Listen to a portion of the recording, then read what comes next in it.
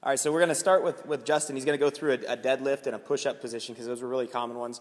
We're going to start here because whether it's a deadlift, any Olympic lift, whatever, the pulling movement tends to be one of the biggest ways we see this issue. So go ahead and set up on it properly.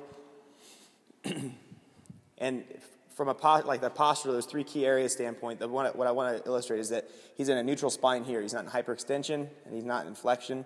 His shoulders are staying packed with that lower trap here. And when he does that, you'll even see that helps draw him here. So keep staying nice and packed there. So do a couple of good ones there. Good. Good. And then let's show some bad mechanics. So when that head gets broken, we're going to exaggerate it on the first one so you can see this. But so go ahead and do a couple of them really bad. Good.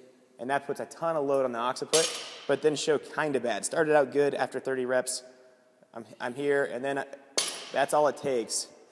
Once those tissues start to fatigue is just getting in a fairly unstable position, especially if this has been building up over time.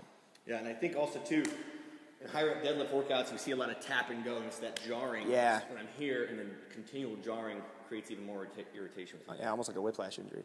Yeah. Cool. And then can we do a couple with push-ups, push-up position? Yeah.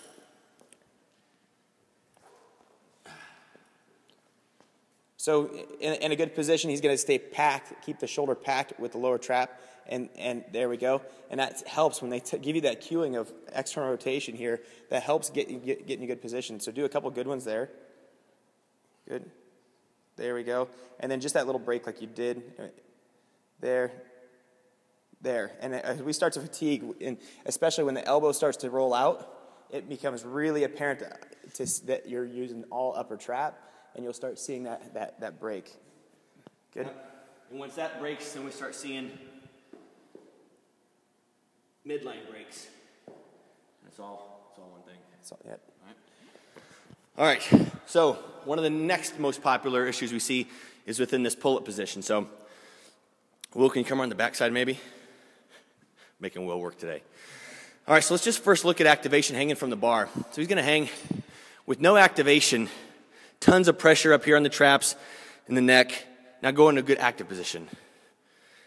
Now we're relaxed here. We're in a good hollow body position like we always talk about. Much better place to be pulling from. All right, go ahead and relax for a minute.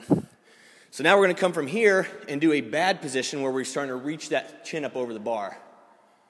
You see this? Totally pulling with the traps. Go ahead and relax off the bar. Go and relax off the bar for a second. Yeah, totally pulling with these traps. Then he's breaking this neck hard to get that chin over the bar. So in everything we do, we talk range of motion. Chin goes over the bar, elbows full extension. But chin over the bar, just reaching, is not what we're after. So let's show a couple of good reps. Active position, good.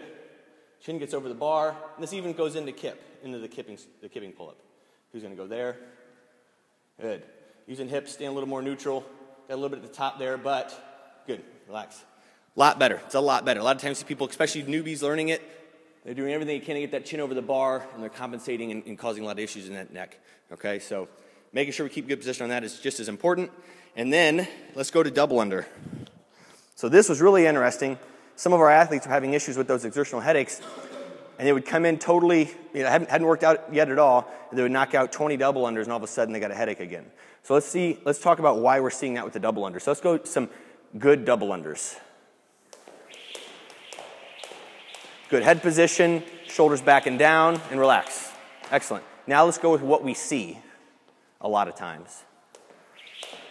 See that neck again? Shoulders shrug, neck's broken, and again, that jarring. Every time he's hitting the ground, he's adding additional pressure to that neck while he's in a shrug position. So we're just creating more irritation, more nervous system irritation, then creating that headache potentiality. So those are the 4 movements that we wanted to cover today, but we see it in just about everything. So the next video is coming up. It's going to be about how to mobilize and how to stabilize those positions to help create better posture over time.